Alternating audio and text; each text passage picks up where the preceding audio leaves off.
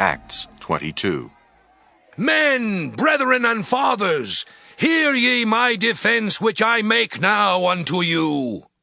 And when they heard that he spake in the Hebrew tongue to them, they kept the more silence.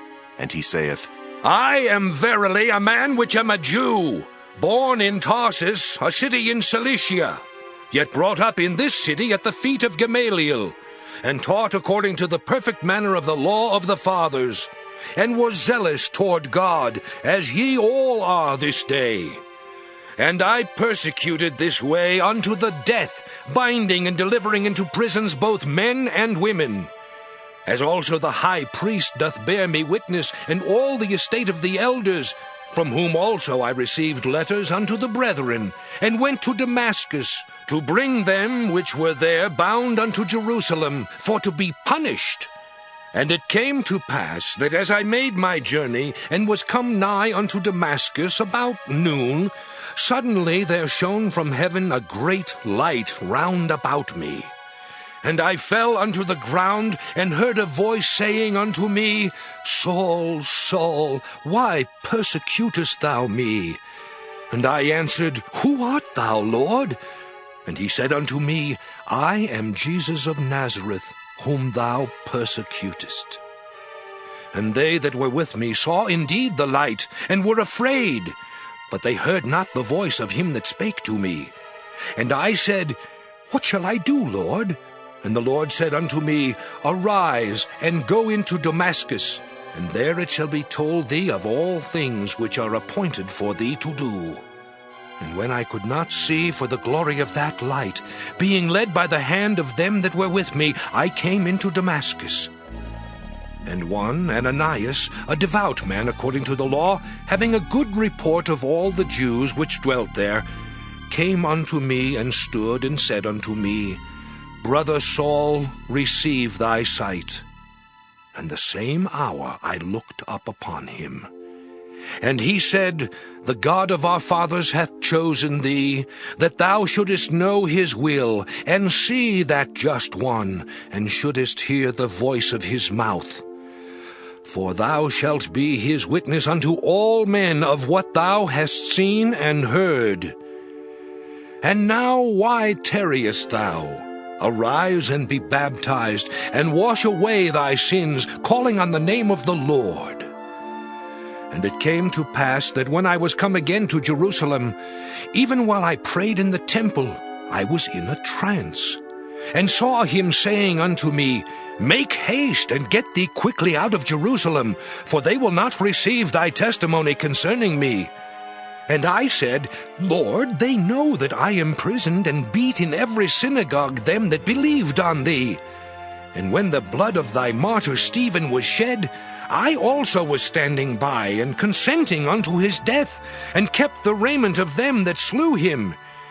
And he said unto me, Depart, for I will send thee far hence unto the Gentiles.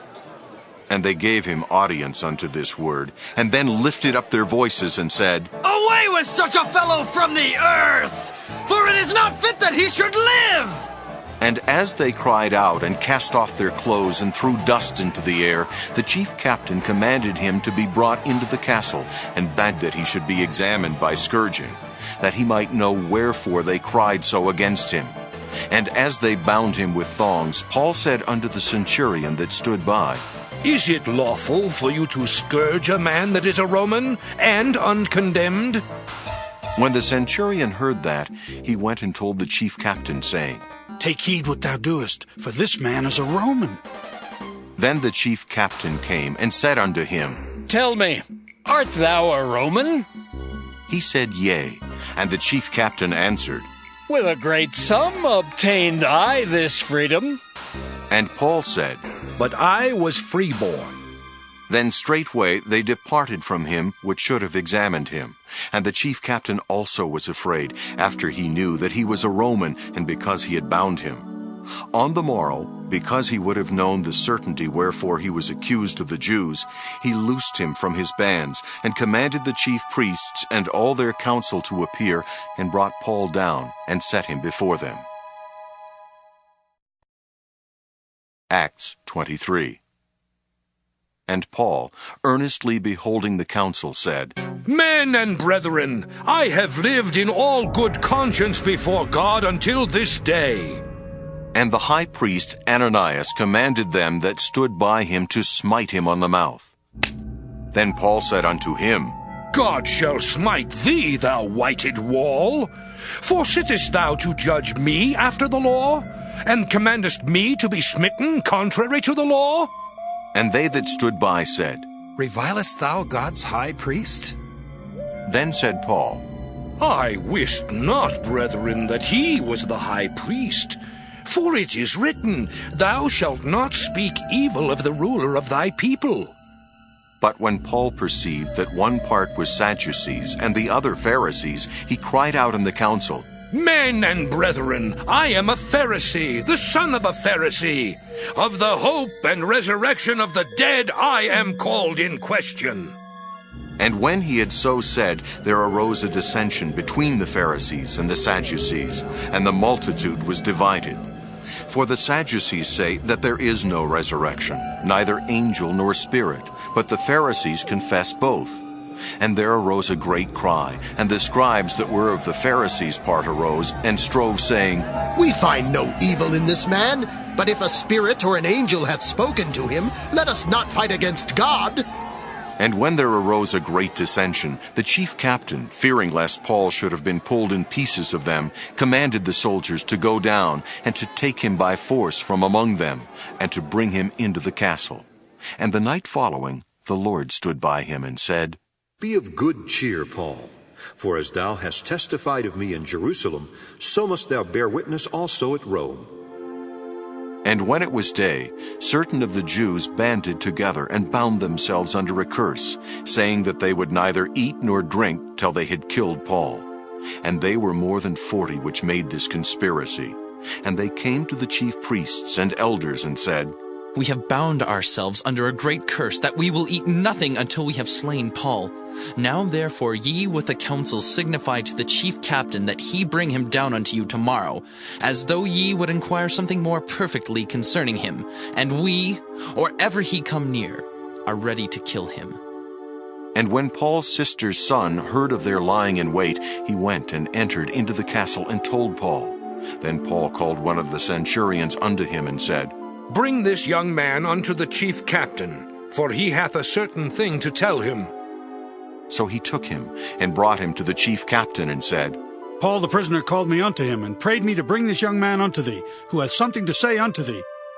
Then the chief captain took him by the hand, and went with him aside privately, and asked him, What is that thou hast to tell me? And he said, The Jews have agreed to desire thee that thou wouldest bring down Paul tomorrow into the council, as though they would inquire somewhat of him more perfectly. But do not thou yield unto them, for there lie in wait for him of them more than 40 men, which have bound themselves with an oath, that they will neither eat nor drink till they have killed him. And now are they ready, looking for a promise from thee. So the chief captain then let the young man depart, and charged him, See thou tell no man that thou hast showed these things to me. And he called unto him 2 centurions, saying, Make ready 200 soldiers to go to Caesarea, and horsemen 70, and spearmen 200, at the 3rd hour of the night, and provide them beasts, that they may set Paul on, and bring him safe unto Felix the governor. And he wrote a letter after this manner. Claudius Lysias unto the most excellent governor Felix sendeth greeting. This man was taken of the Jews, and should have been killed of them. Then came I with an army, and rescued him, having understood that he was a Roman. And when I would have known the cause wherefore they accused him, I brought him forth into their council, whom I perceived to be accused of questions of their law, but to have nothing laid to his charge worthy of death or of bonds. And when it was told me how that the Jews laid wait for the man, I sent straightway to thee, and gave commandment to his accusers also to say before thee what they had against him. Farewell. Then the soldiers, as it was commanded them, took Paul and brought him by night to Antipatris. On the morrow they left the horsemen to go with him and returned to the castle, who, when they came to Caesarea and delivered the epistle to the governor, presented Paul also before him. And when the governor had read the letter, he asked of what province he was. And when he understood that he was of Cilicia, "I will hear thee," said he, "when thine accusers are also come." And he commanded him to be kept in Herod's judgment hall. Acts 24. And after 5 days, Ananias, the high priest, descended with the elders and with a certain orator named Tertullus, who informed the governor against Paul. And when he was called forth, Tertullus began to accuse him, saying, "Seeing that by thee we enjoy great quietness, and that very worthy deeds are done unto this nation by thy providence, we accept it always and in all places, most noble Felix, with all thankfulness. Notwithstanding, that I be not further tedious unto thee, I pray thee that thou wouldest hear us of thy clemency a few words. For we have found this man a pestilent fellow, and a mover of sedition among all the Jews throughout the world, and a ringleader of the sect of the Nazarenes, who also hath gone about to profane the temple, whom we took and would have judged according to our law. But the chief captain Lysias came upon us, and with great violence took him away out of our hands, commanding his accusers to come unto thee, by examining of whom thyself mayest take knowledge of all these things whereof we accuse him." And the Jews also assented, saying that these things were so.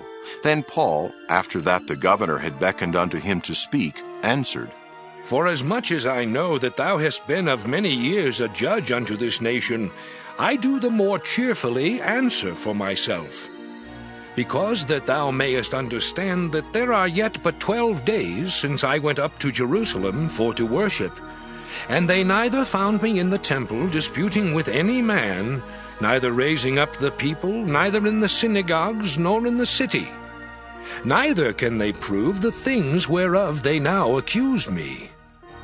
But this I confess unto thee, that after the way which they call heresy, so worship I the God of my fathers, believing all things which are written in the law and in the prophets, and have hope toward God, which they themselves also allow, that there shall be a resurrection of the dead, both of the just and unjust. And herein do I exercise myself, to have always a conscience void of offense toward God and toward men.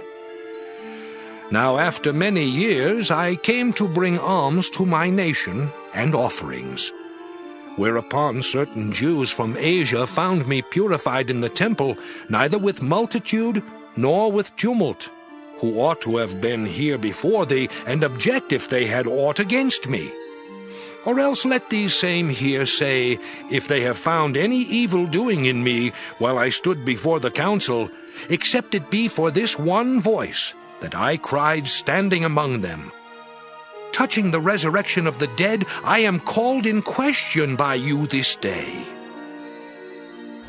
And when Felix heard these things, having more perfect knowledge of that way, he deferred them and said, "When Lysias the chief captain shall come down, I will know the uttermost of your matter."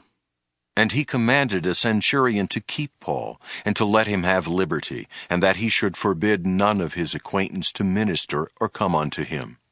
And after certain days, when Felix came with his wife Drusilla, which was a Jewess, he sent for Paul, and heard him concerning the faith in Christ. And as he reasoned of righteousness, temperance, and judgment to come, Felix trembled, and answered, "Go thy way for this time. When I have a convenient season, I will call for thee." He hoped also that money should have been given him of Paul, that he might loose him. Wherefore he sent for him the oftener, and communed with him. But after 2 years Porcius Festus came into Felix's room, and Felix, willing to show the Jews a pleasure, left Paul bound.